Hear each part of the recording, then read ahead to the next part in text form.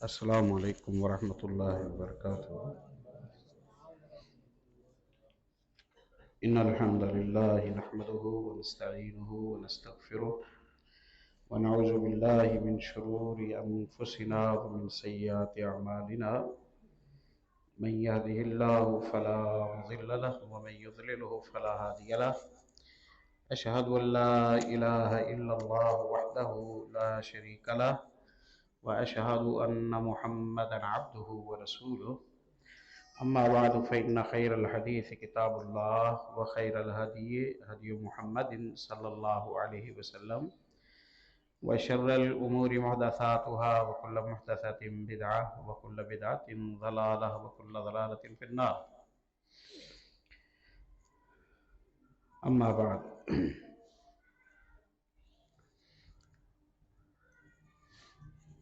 بدکاری کے جرم اور اس کی سزا کے ضمن میں ہماری بات ہوئی تھی۔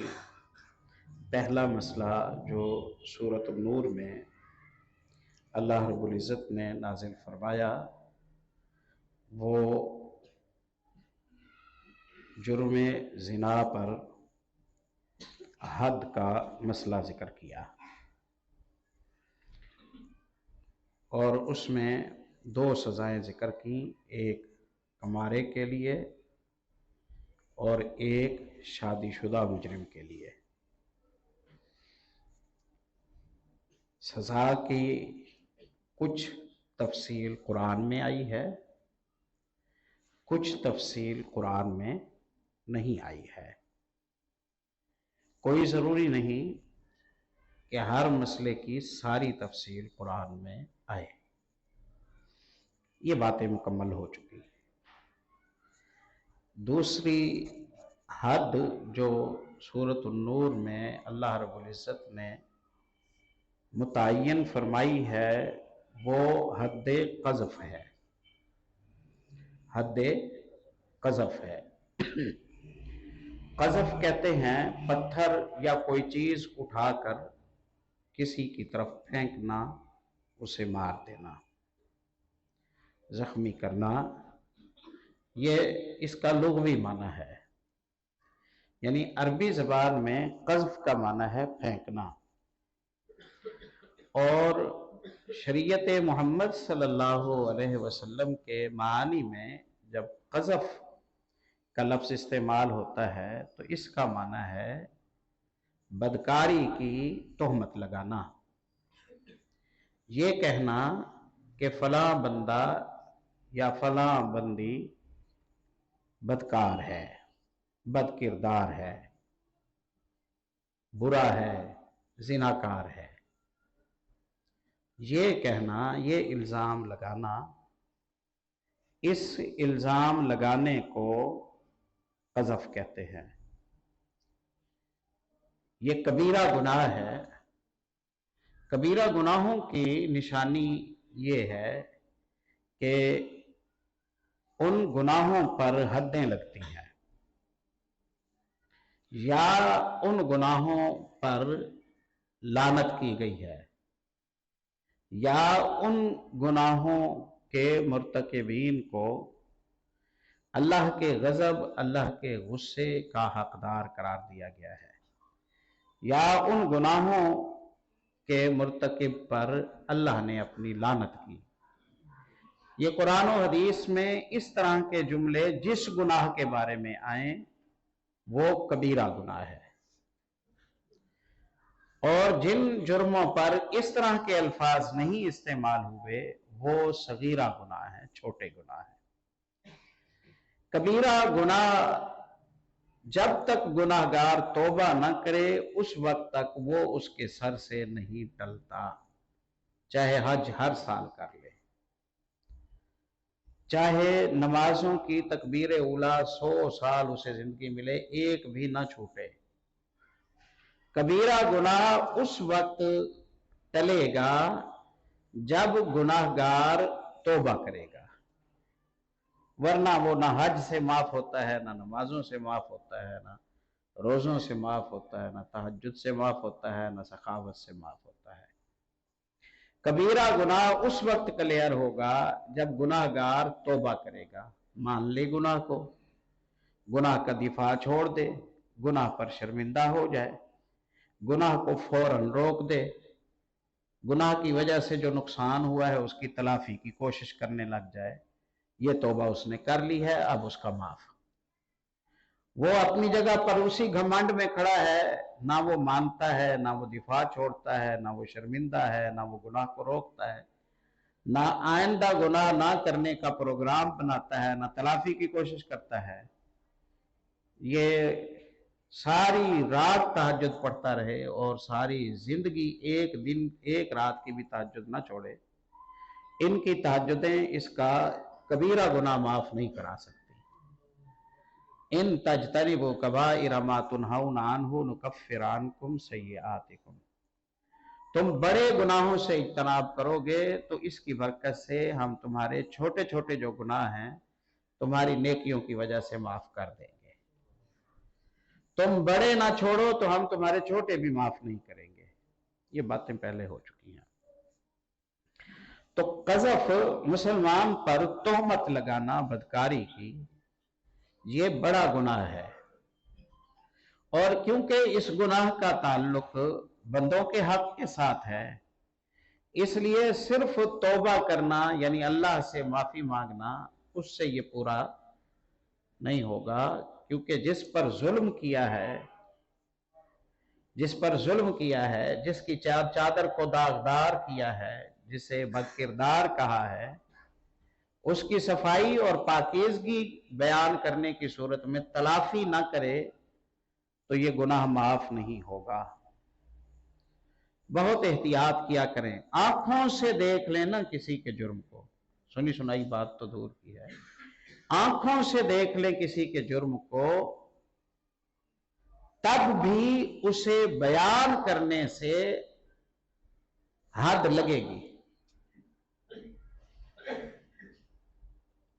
बदकारी को दो बंदे आंखों से देख ले, नमाजी, परहेजगार, तहज्जुद गुजार, सखी, रहम दिल, सारी मोमिनाना सिफतों वाले दो बंदे आंखों से देख लें और वो बयान करेंगे तो इन दोनों को हद लगेगी। तीन बंदे उस गुनाह को आंखों से देख लें तो तीनों को हद लगेगी। चार बंदे आंखों से उस गुनाह को देखेंगे और वो हर बंदा अलग अलग वाज़े बयान देगा कि उसने जुर्म की असल हालत देखी है, जुर्म की असल हालत देखी है। एक तो यह है ना कि दो अलग खड़े हुए थे, या उन्होंने दरवाजा बंद कर लिया था, या वो इस तरह की बातें कर रहे थे, या कोई और बातें वो करे, ये तो उसका बयान कबूल नहीं होगा। खुले खुले लफ्जों में कहता है मैंने गुनाह होते हुए देखा, तीन बंदों ने आंखों से देखा और वो आगे अदालत में बयान देंगे तो अदालत तीनों को बिछा लेगी, 80-80 कोड़े हर एक की कमर पर मारेगी, हर एक की कमर पर 80-80 कोड़े मारेगी, क्योंकि वो एक शख्स को रुसवा नहीं कर रहा, एक की वजह से दो खानदानों को, एक नस्ल को, एक कबीले को या दो कबीलों को और एक शहर को वो बदनाम कर रहा है। कितने लोग हैं जिनका जीना वो हराम कर रहा है अपने अंदाजे से, तो ये मुजरिम है, ऐसे बंदे की कमर पर 80 कोड़े मारे जाएंगे, 80 कोड़े उन्हें मारे जाएंगे और लोगों के सामने मारे जाएंगे, चौक में, चौराहे में मारे जाएंगे। मुस्लिम इंतजामिया की ये ड्यूटी और जिम्मेदारी है। 80 कोड़े खाने के बाद जिंदगी भर अदालत में इस बंदे की गवाही कबूल नहीं होगी। ये मुजरिमों की लिस्ट में आ जाएगा, क्रिमिनल हो जाएगा। اس کو آئندہ کوئی قابل اعتبار منصب نہیں دیا جائے گا. یہ مسلم مملکت میں کسی سیٹ کا یہ حقدار نہیں ہوگا. کوئی امانت داری ذمہ داری اسے نہیں دی جائے گی. اس نے ایک جوڑے کو جرم کرتے ہوئے دیکھا اور یہ بول پڑا ایسا غیر ذمہ دار مسلم معاشرے کی کسی سیٹ کا حقدار نہیں ہے. اندازہ آپ لگائیں کہ مسلمان کی عزت اللہ کے نزدیک کتنی بڑی عزت ہے. مسلمان کی عزت کتنی بڑی عزت ہے کہ جس نے انگلی اٹھائی وہ مسلم معاشرے میں جینے کے قابل نہ رہا. وہ مسلم معاشرے میں آنکھ اٹھانے کے قابل نہ رہا. اس کا عہدہ اس سے چھین لیا گیا. اس کی عزت اس کی ختم ہو گئی. سینکڑوں ہزاروں لوگوں کے سامنے اس کی کمر پر کوڑے مارے گئے. کیوں؟ اس نے جرم ہوتے دیکھا اور بول پڑا اور گواہی کا جو معیار تھا وہ پورا نہیں کر سکا. جو گواہی کا معیار تھا وہ پورا نہیں کر سکا. تو مسلمان کی شان کعبے کی طرح ہے. مسلمان کی شان کعبۃ اللہ کی طرح ہے. کعبۃ اللہ کو کوئی ڈھانے کی کوشش کرے تو وہ مجرم، اور مسلمان کو کوئی رسوا کرنے کی کوشش کرے تو وہ مجرم. نبی صلی اللہ علیہ وسلم نے حجۃ الوداع کے خطبے میں آپ صلی اللہ علیہ وسلم نے مسلمان کی عزت کو مکے کی عزت، کعبۃ اللہ کی عزت، ذی الحجہ کے مہینے کی عزت کے برابر قرار دیا اور کہا ان دماءکم واعراضکم واموالکم علیکم حرام کحرمت یومکم ھذا. اللہ پاک نے حرام کر دیا ہے کہ تمہاری ہاتھوں سے کسی کا خون بہے، کسی کی عزت کو اچھالا جائے، کسی کو رسوا کیا جائے. خبردار، تمہاری طرف سے کسی کی طرف انگلی نہیں اٹھنی چاہیے. یہاں یہ سمجھ آئی کہ اسلام بندے کو ٹائم دیتا ہے اور اسے جو سزا دیتا ہے وہ سزا بھی دے کر اس کی اصلاح کرنا چاہتا ہے، اسے ناکارہ نہیں کرنا چاہتا. یہ سسٹم ہے اسلام کا. ہمارے یہاں کیا ہے؟ جرم کیا اور 10 سال کے لیے اندر، 15 سال کے لیے اندر، 25 سال کے لیے اندر، ہے نا. اب 25 سال وہ وہاں پڑا ہوا ہے اور یہاں پیچھے اس کے بچے اب جوان ہو گئے. اس کی بیوی زندہ ہونے کے باوجود بیوگان کی طرح زندگی گزار رہی ہے. پیچھے عزتوں کو خطرہ ہے، پیچھے ایک ایک لقمے کی بھیک مانگ کر یہ بچے پل رہے ہیں. مصیبت پر مصیبت ہے. ایک فرد موجود ہے اور وہ ناکارہ ہو گیا، جرم ہوا اس سے. اسلام یہ کہتا ہے مجرم نے جرم کیا، ثابت ہوا اس نے جرم کیا، اس کا ہاتھ کٹا، 2 دن ٹریٹمنٹ کے پٹی کرائے، جائے کام کے لیے، اپنے بچوں کی روزی کمائے، کارآمد مسلمان ہو. دوسری بات میں اس پر بڑی توجہ دلایا کرتا ہوں، مسلم قوم کی یہ ایسی عظمت ہے کہ اللہ کی زمین پر اس سے زیادہ نفیس کوئی قوم نہیں ہو سکتی اگر قرآن و حدیث کی تعلیمات پر ہم عمل کریں. ایسے بندے کو وہ قوم قبول کرتی ہے. ہاتھ اس کا کٹا ہوا ہے، زندگی بھر ہاتھ کٹا ہوا ہے. کیوں کٹا ہے؟ چوری اس نے کی تھی، اسی لیے کٹا ہے نا. اس کا ہاتھ کٹا 30 سال کی عمر میں، اس نے پائی 80 سال کی عمر. اب وہ پوتوں پر پوتوں والا ہو گیا. اب اس کے خاندان میں سینکڑوں ہزاروں لوگ ہیں. نہ اس کی سربراہی میں فرق آ رہا ہے، نہ اس کی بزرگی میں فرق آ رہا ہے، نہ صف میں اس کے لیے جگہ میں کوئی خلل آ رہا ہے، نہ اس کی خاندانی وجاہت میں کوئی فرق آ رہا ہے، نہ اسے کوئی تانے دے رہا ہے۔ یہ کمال بات ہے۔ یعنی مسلم معاشرے میں کوئی بھی تو ایسا نہیں کہ جو نوک جھوک کرتا ہو، چٹکیاں کاٹتا ہو، تذلیل کرتا ہو، رسوا کرتا ہو، گندا کرتا ہو، شرمندہ کرتا ہو، کوئی بھی ایسا نہیں ہے۔ میں نے پچھلے ذکر کیا نا، وہ جس عورت پر حد لگی تھی اس کا بیٹا اسی مدینے میں پلا۔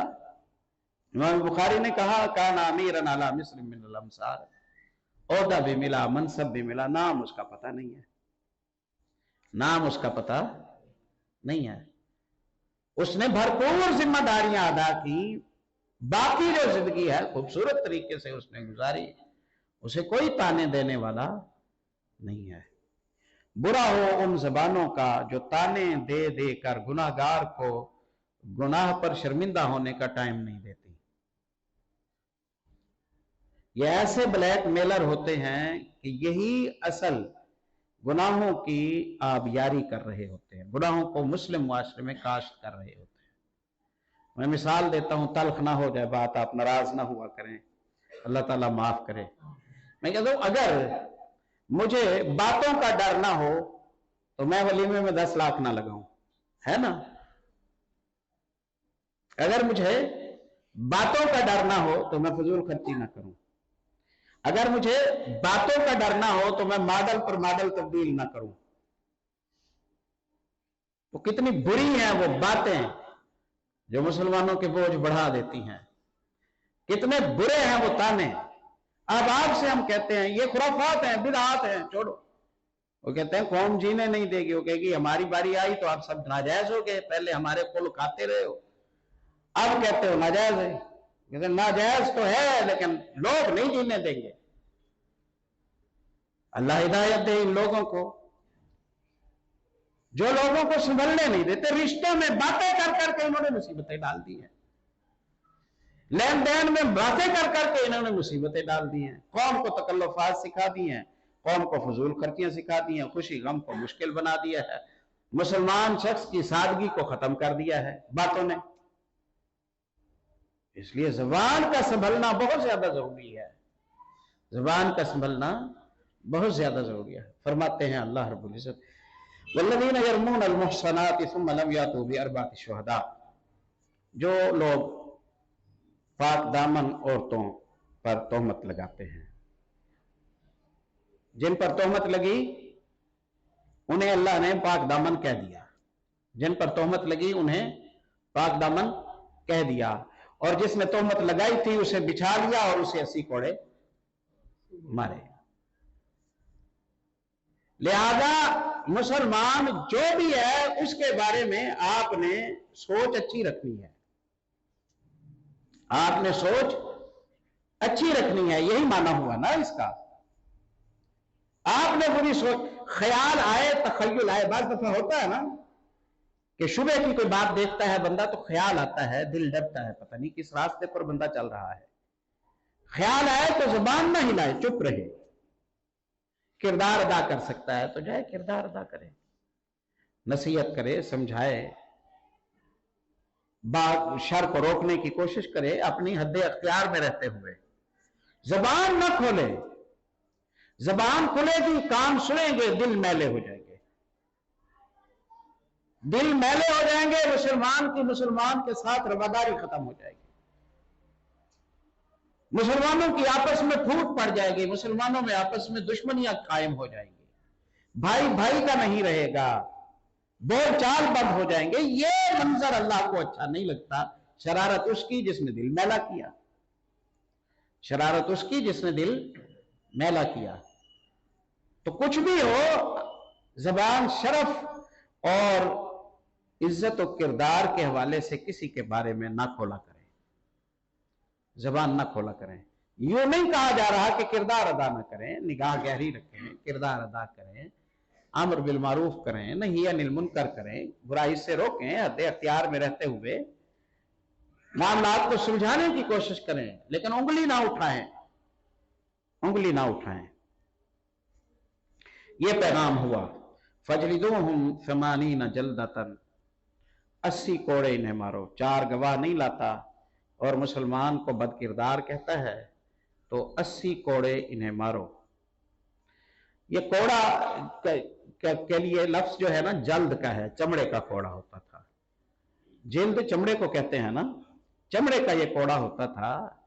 और इसके मारने में हद ये थी कि इसके जरिए कोई खून के फवारे न छूट पड़े, कोई गोश्त ना उड़ने लग जाए। जल्द का लफ्ज ये बताता है कि मार खाल तक रहे, जिल्द तक रहे, जिल्द के अंदर तक असरअंदाज ना हो, हड्डी ना तोड़ दे, जख्मी ना कर दे, अपाहज ना कर दे, उसे नाकारा ना कर दे उसे। क्योंकि मुजरिम को सजा उसका जुर्म रोकने के लिए दी जा रही है, उसे माजूर बनाने के लिए नहीं दी जा रही, उसे माजूर बनाने के लिए नहीं दी जा रही। उसे सजा दें जो उसकी बर्दाश्त में हो। और इब्न माजा में हदीस आती है, एक बंदे ने बदकारी का इर्तिकाब किया, कमारा था, लाया गया तो वो इंतहाई कमजोर था, इंतहाई कमजोर, यानी जिस्म उसका 100 कोड़े झील भी नहीं सकता था। प्यारे नबी सल्लल्लाहु अलैहि वसल्लम के सामने अल्लाह के नबी इस पर 100 कोड़े मारे तो ये तो मर जाएगा। तो आप सल्लल्लाहु अलैहि वसल्लम ने फरमाया कि खजूर का खोशा काटो, सूखा खोशा, और उसकी जो टहनियां होती है ना, 100 टहनियां, उन्हें इकट्ठा करो और एक ही दफा इसे मार को इसे टाल दो। गोया प्यारे नबी सल्लल्लाहु अलैहि वसल्लम ने, उसकी सजा मौत नहीं है, और जो उसकी सजा है उसके जरिए अंदेशा है कि उसकी मौत हो जाएगी। तो आप सल्लल्लाहु अलैहि वसल्लम ने तखफीफ फरमा दी, आप सल्लल्लाहु अलैहि वसल्लम ने तखफीफ फरमा दी। और सच्ची बात तो यह है कि शायद तारीख इंसानी में जो कैदें अल्लाह रब्बुल इज्जत ने लगाई हैं, इन कैदों की बुनियाद पर कोई इस काबिल हुआ हो कभी कि 4 गवाह गए हों और उन्होंने जाकर गवाही दी हो, ऐसा कभी भी नहीं हुआ। जितने भी वाकयात पेश आए हैं ना, मुजरिम ने आकर खुद एतराफ किया तो उसे सजा मिली,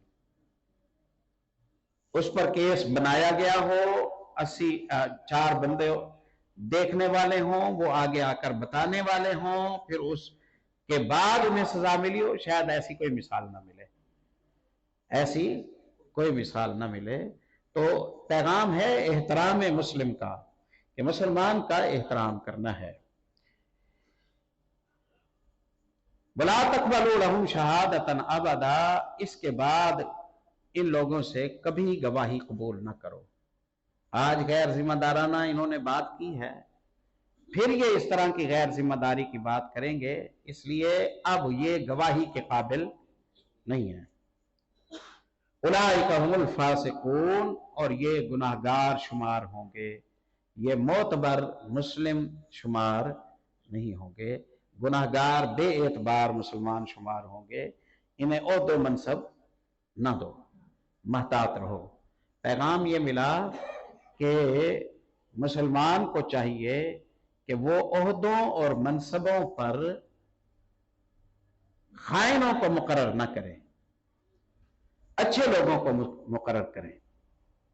प्यारे नबी सल्लल्लाहु अलैहि वसल्लम से एक शख्स ने पूछा, क़यामत कब आएगी? कहा, तुम्हारी तैयारी क्या है? उसने कहा, तैयारी तो ज्यादा नहीं है, आप बताइए। तो आपने फरमाया कि जब देखे तो कि मनसब ना अहलों को मिल रहे हैं तो फिर क़यामत की इंतजार करना, ओहदे ना अहलों को मिल रहे हैं तो क़यामत की इंतजार करना। तो अपनी अपनी जो जिम्मेदारियां हैं उन्हें पूरा किया जाए, और जिससे कोताही हो जाए उसको जीने का मौका दो, शर्मिंदा होने का मौका दो, सोचने का मौका दो, तलाफी का मौका दो। ये मौके उसे दोगे तो इंशाअल्लाह वो जुर्म छोड़ जाएगा, और उसके साथ कता ताल्लुक ही कर लोगे, उसे रुसवा करोगे, उसे शर्मिंदा करोगे, तो इस सूरत में मामलात बिगड़ जाएंगे और वो ज्यादा खराब हो जाएगा। اس حدیث اس آیت کا جو پیغام ہے وہ حسب نسب تاکہ مشکوک نہ ہو، رشتے مشکوک نہ ہو۔ ظاہر ہے جب یہ الزام لگا تو الزام کے بعد جو اولاد پیدا ہوگی اسے شوہر قبول نہیں کرے گا، اسے بھائی کہیں گے یہ ہمارا بھائی نہیں ہے۔ یوں نسب میں خلل پیدا ہونے کا خطرہ ہے۔ نسب کو اسلام محفوظ کرتا ہے، عزت نفس کو اسلام محفوظ کرتا ہے، امن و امان کو اسلام محفوظ کرتا ہے۔ اور اس آیت کی روشنی میں یہ پتہ چلا کہ مسلمان کا جو شرف ہے وہ بہت زیادہ ہے۔ جب مسلمان کو رسوا کیا جاتا ہے تو اللہ کو بہت برا لگتا ہے۔ اب اگلی بات یہ سامنے آئی کہ اگر کوئی صاف لفظوں میں نہیں کہتا، صاف لفظوں میں نہیں کہتا لیکن اسے ڈاؤٹ ہوتا ہے اور وہ اس ڈاؤٹ کا آپ کے سامنے تذکرہ کرتا ہے تو آپ کیا کریں؟ تو ایک مسلمان کا کردار یہ ہے کہ اگر کوئی بدگمانی کی بات کرے، اندازہ لگائے، تو اس کے دل کو صاف کرو، ہاں میں ہاں نہ ملاتے جاؤ، ہاں ہاں ٹھیک کہتے ہو، میں نے بھی دیکھا تھا، مجھے بھی لگتا ہے اسی طرح، ہاں کوئی بات ہے، فساد نہ مچا دیا کرو، اس کے گمان کو ٹھیک کرنے کی کوشش کرو۔ بندہ آیا رسول اللہ صلی اللہ علیہ وسلم کی خدمت میں، اس نے کہا اللہ کے نبی میں پریشان ہوں۔ ہاں بھئی کیا پریشانی ہے؟ کہا میرے یہاں میرا بیٹا پیدا ہوا ہے۔ یہ تو خوشی کی بات ہے، پریشانی کی تو نہیں ہے۔ کہا پریشانی یہ ہے کہ اس کا رنگ کالا ہے، اس کا رنگ کالا ہے۔ اب آپ سمجھ گئے کہ وہ کیوں پریشان ہے۔ باپ بھی گورا اور ماں بھی سفید رنگ کی، بیٹا کالا پیدا ہو گیا، بیٹا کالا پیدا ہو گیا۔ اب یہ الزام لگا رہا ہے، مجھے اطمینان نہیں ہے، میری تسلی نہیں ہے، مجھے بیوی پر شک ہے۔ اس نے یہ کہا، آپ سمجھ گئے؟ تو آپ صلی اللہ علیہ وسلم نے یہاں کیا کیا؟ یہ بال اگر مثبت سوچ کے ہاتھ میں آ جائے نا تو یہ ہلاکت نہیں مچاتی، اور گندے بندے کے ہاتھ میں آ جائے تو یہ خاندانوں کو لڑا دیتی ہے۔ کبھی بھی برا کردار ادا نہ کریں، اچھا کردار ادا کریں۔ پیارے نبی صلی اللہ علیہ وسلم نے کیا، حل لک من بل، اونٹ ہے؟ ہاں جی ہیں۔ ما الوانھا، رنگ کیسے ہیں ان کے؟ کہا سرخ بھی ہیں، سیاہ بھی ہیں، سفید بھی ہیں۔ کہا سرخ میں سفید، سیاہ میں سرخ، اس طرح کے بچے کبھی ہو جاتے ہیں اونٹوں میں؟ کہا ہو جاتے ہیں اللہ کے نبی۔ کہا کیسے؟ کہا وہ پرانی کسی رگ کا اثر ہوتا ہے۔ تو آپ نے فرمایا یہاں بھی کسی پرانی رگ کا اثر لگتا ہے، یہاں بھی کسی پرانی رگ کا اثر لگتا ہے۔ وہ بوجھل دل لایا تھا آپ نے، اب آپ نے اس کی عورت سے کوئی بیان لیا؟ بی بی بتا کیا وجہ ہے؟ گمان دونوں طرف ہو سکتے ہیں، ظاہر اندیشے کی بات تو ہے نا کہ متوقع اور چیز تھی اور آئی اور چیز۔ گمان دونوں طرف ہو سکتے ہیں۔ اچھا گمان اچھے انسان کی علامت ہے اور برا گمان برے انسان کی علامت ہے۔ وہ حد قذف کے ضمن میں، واقعہ عفق کے ضمن میں مودودی صاحب نے ہزاروں مواخذات کے باوجود ایک بڑی خوبصورت بات کی ہے، مجھے بڑی پسند آئی ان کی بات۔ کہتے ہیں جن لوگوں نے ماں عائشہ رضی اللہ عنہ کو اکیلے آتے ہوئے دیکھا صفوان کے ساتھ، انہوں نے یہ کیوں نہیں سوچا کہ ماں ہیں ایسا نہیں ہوا ہوگا؟ انہیں یہ کیوں خیال آ گیا کہ ایسا ہوا ہے؟ گندا بندہ اچھی سوچ نہیں سوچ سکتا۔ انہوں نے کہا گندا بندہ اچھی سوچ نہیں سوچ سکتا، اور جسے گندی سوچ آتی ہے اس کا اپنا داؤ لگ جائے تو یہ گندگی سے باز بھی نہیں آئے گا۔ اس لیے اسے ہر کوئی اس جیسا نظر آتا ہے، اس لیے اسے ہر کوئی اسی جیسا نظر آتا ہے، ورنہ شوکن ہے ام المومنین کی زینب رضی اللہ عنہ، شوکن ہے، शौकनों में तो होता है ना मामला। प्यारे नबी ने बुलाया, आपने कहा ज़ैनब, आयशा में कोई बात देखी हो जिसके जरिए तुम्हें कोई शुबा होता हो।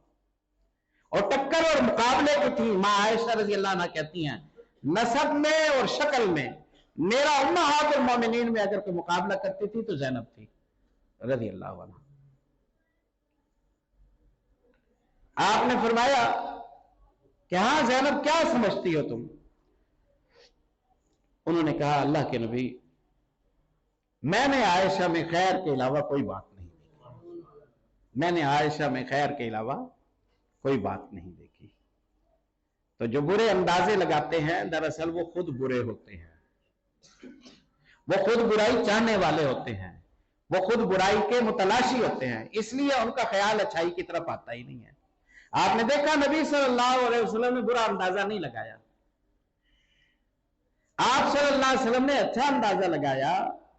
अच्छे लोग मामले में पड़ जाते हैं तो तस्फिया हो जाता है, और बुरे लोगों के साथ वाबस्तगी हो जाए तो बदगुमानियां फैल जाती हैं। हमेशा मुस्बत किरदार अदा करें। और कल की मजलिस में इंशाअल्लाह अगर ज़ौजैन खुले लफ्जों में एक दूसरे की शराफत के हवाले से इल्ज़ाम लगाएं तो क्या करना है, लिआन का मसला है, वो इंशाअल्लाह कल की मजलिस में हम जिक्र करेंगे। अल्लाह ताला अमल की तौफीक